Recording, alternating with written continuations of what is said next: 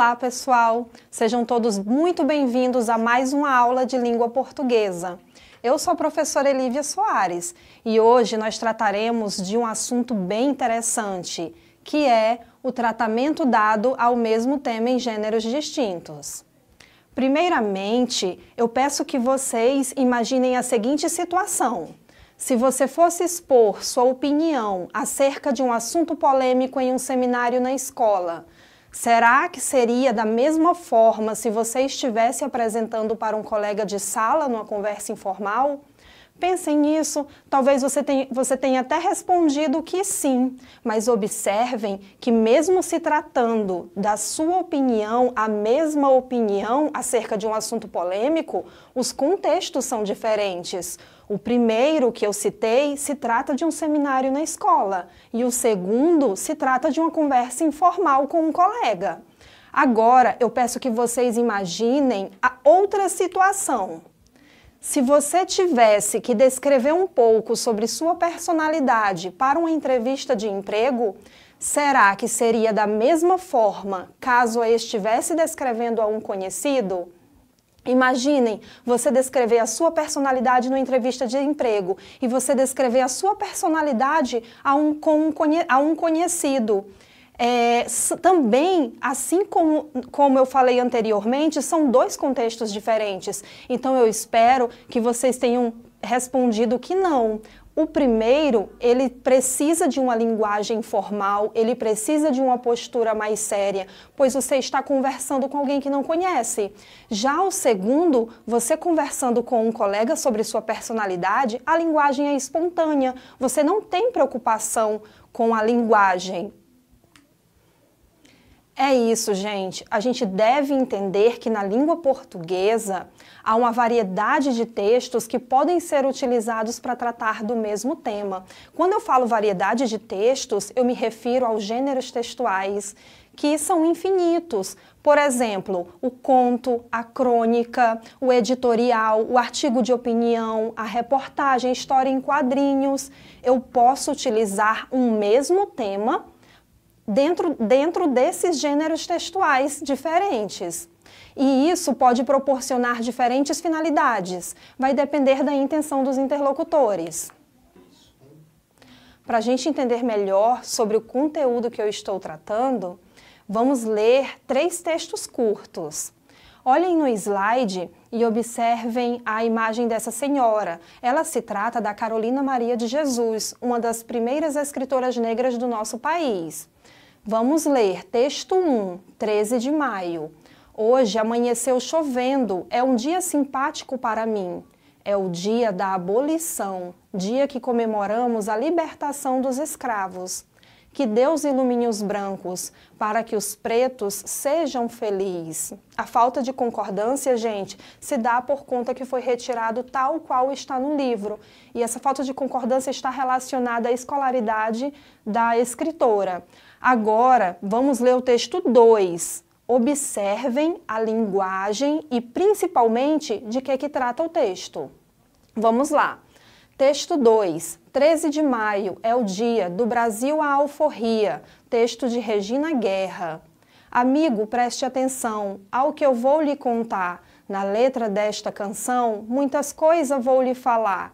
Falo sobre a escravidão, que há muito terminou. Foi feita a abolição, foi a princesa que assinou. Isabel era o nome dela, os escravos libertou. Foi a coisa mais bela que esse povo já ganhou. Foi muito sofrimento, ficou marcado na história.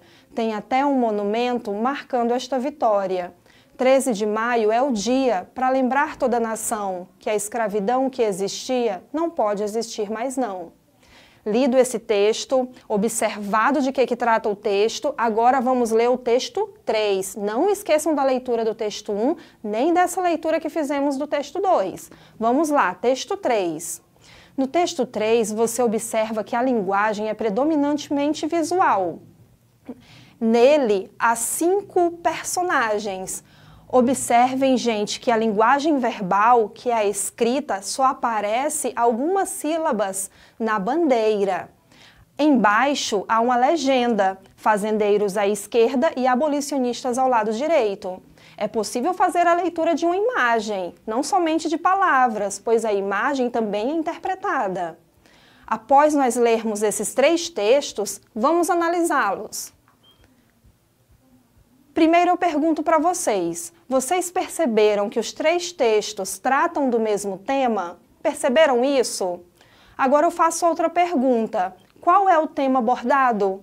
Você observou que os 3 textos, eles falam da abolição da escravatura. Observem, gente, que mesmo se tratando do mesmo tema, eles foram organizados de maneiras diferentes. Mas por quê? Eles tratam da abolição da escravatura, mas a composição dos textos que nós lemos é diferente. Observem, gente, que eles são diferentes por conta do gênero textual. Cada gênero textual tem uma estrutura, tem uma organização. Eu escrevo uma crônica com as características de uma crônica.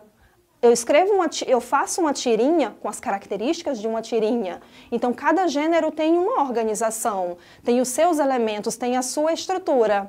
Vamos analisar os 3 textos. Olha só, o texto número 1, lembram que se trata do texto da Carolina Maria de Jesus? No slide vocês veem a imagem dela. Esse trecho que nós lemos foi retirado do livro Quarto de Despejo. O livro, ele se trata de um romance, mas originalmente a Carolina Maria de Jesus, ela registrava todos os dias o que acontecia no lugar onde ela morava, que era a favela do Canindé, que fica localizada no Rio de Janeiro. O livro, depois dos registros dela publicados no livro, o livro se trata do gênero romance, mas originalmente os registros dela é chamado de gênero diário. Olha só, no diário, o narrador é o próprio autor. A linguagem é espontânea, visto que retrata suas emoções e pontos de vista a respeito do que esteja escrevendo sobre o seu dia. A função, a finalidade do diário é narrar. Narrar é contar. E no diário, você narra o que acontece, como o próprio nome do gênero diz, diariamente, todos os dias. Talvez você esteja se perguntando, o diário não é o caderno, o suporte onde eu escrevo como foi o meu dia? Também. O diário também é o suporte, mas também é considerado o gênero textual. No diário é colocado a visão e as perspectivas do autor. Além de ela contar o que acontece, como no trecho Hoje amanheceu chovendo, é o dia da abolição, ela também coloca as perspectivas dela, que Deus ilumine os brancos para que os pretos sejam felizes. Pessoal, analisado o primeiro texto, vamos falar sobre o segundo texto. Lembram que a estrutura do segundo texto, como vocês veem aí no slide, é organizado em versos e estrofes. Talvez você pense, se trata de um poema, mas ele vai muito além do poema, pois é a junção de poesia com canto. No caso, o gênero textual do texto 2 é um repente. Vamos ler o que é o repente. No repente, os autores são chamados de repentistas. Eles andam por espaços populares, eles podem se apresentar sozinhos ou trocam versos com outro cantador. Por isso que a linguagem é coloquial, é informal. E você observa isso, por exemplo, nesse trecho que é apresentado para vocês, nas expressões muitas coisas, vou contar, vou falar. No repente, os cantadores, os repentistas, improvisam versos sobre os mais variados assuntos, sociais, históricos e culturais. No caso desse repente, você observa que se trata de um período histórico. O dia 13 de maio, o dia que é comemorado a abolição da escravatura. Observem esse trecho. 13 de maio é o dia para lembrar toda a nação que a escravidão que existia não pode existir mais não. Além de tratar do dia 13 de maio, o dia que se comemora a abolição da escravatura, nesse repente também é acrescentado outras informações, como referência à princesa Isabel. Agora vamos analisar o texto 3? Observem, gente, no slide que aparece a imagem de 5 personagens. Esse texto, ele é chamado de charge, pertence ao gênero textual charge. A charge tem a finalidade de criticar. Vamos analisar essa imagem. Observem que há 5 personagens, como eu disse, 2 do lado esquerdo representam os fazendeiros, 2 do lado direito representam os abolicionistas. No centro, você observa que tem um personagem que representa o escravo. E isso é revelado pela cor, pela coleira no pescoço e a corrente somente no braço direito que se liga ao pé direito. Por que a corrente, somente corrente no lado direito? Porque do lado direito há os fazendeiros que não queriam que ocorresse a abolição da escravatura. E do lado direito de vocês há os abolicionistas, que queriam que eles fossem libertos. E observem a visão do negro que se dirige para os abolicionistas como se clamasse pela abolição da escravatura.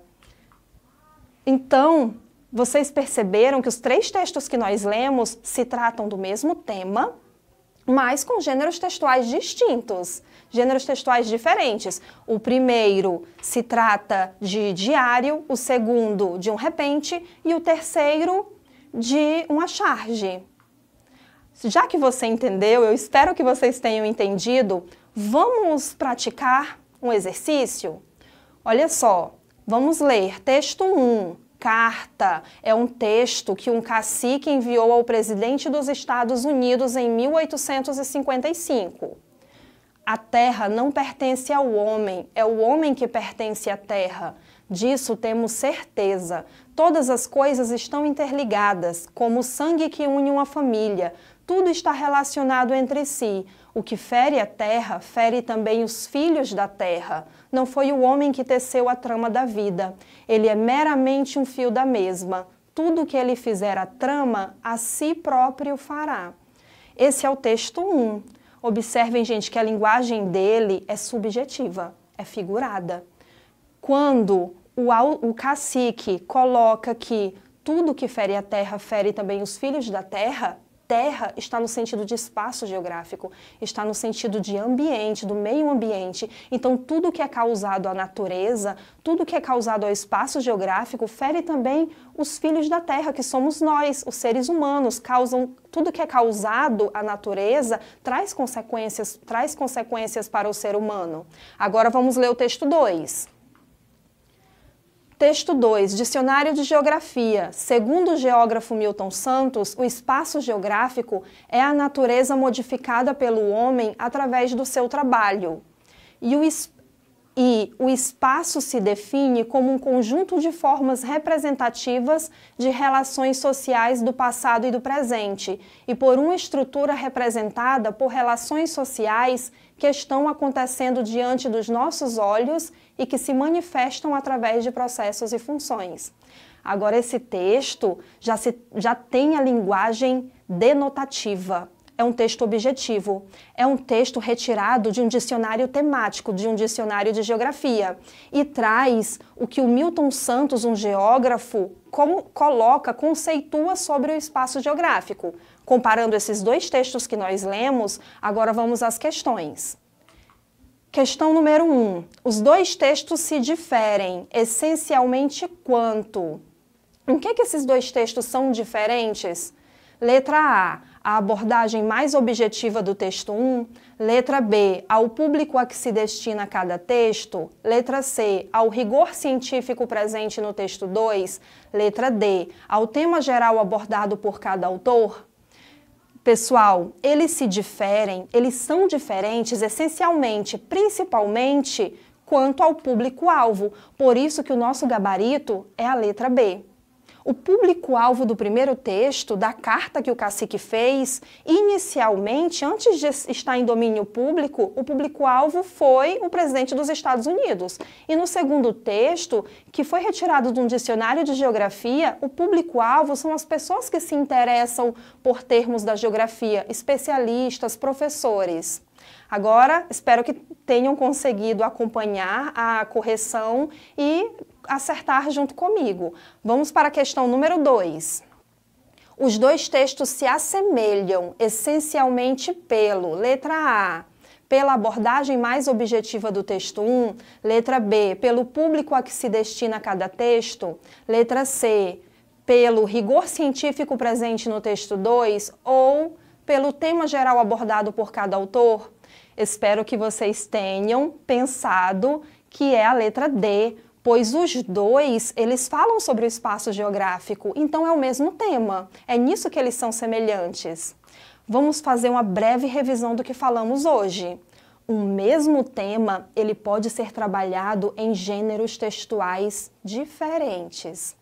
Espero que tenham entendido a aula de hoje e, para saber mais sobre o conteúdo, acessem o link que aparece na tela de vocês e também conheça mais sobre o assunto acessando a plataforma www.educ.see.ac.gov.br. Lá você vai ter acesso ao material e à atividade disponível. Obrigada!